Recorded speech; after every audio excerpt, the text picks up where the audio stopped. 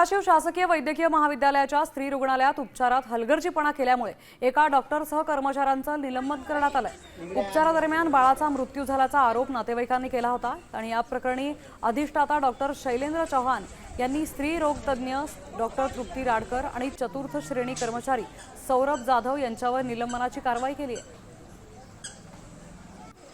सर्व चौकशी प्रक्रियेमध्ये ज्या दिवशी 4 तारखेला या कविता जगताप भरती झाल्या तेव्हापासनं आत्तापर्यंत जेवढ्या डॉक्टरांनी कर्मचाऱ्यांनी त्यांना म्हणजे सेवा दिली आणि काही चतुश्रेणी कर्मचारी आणि यांना सर्वांनाच आपण चौकशीला बोलवलं होतं आणि म्हणजे रुग्णाला न्याय भेटेल अशी अपेक्षा करतो।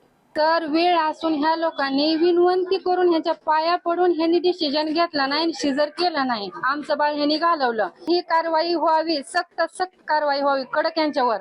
आणि ह्यांनी डिस्चार्ज जरी दिला तरी आम्ही हे हॉस्पिटल सोडून माझ्या मुलीला मी घेऊन जाणार नाही।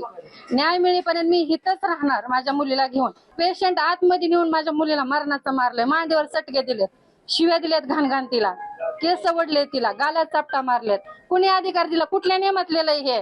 गरोदर बाईला आतमध्ये नेऊन मारायचं? कुठं नियम लिहिला यांच्या ह्याच्या कायद्यात?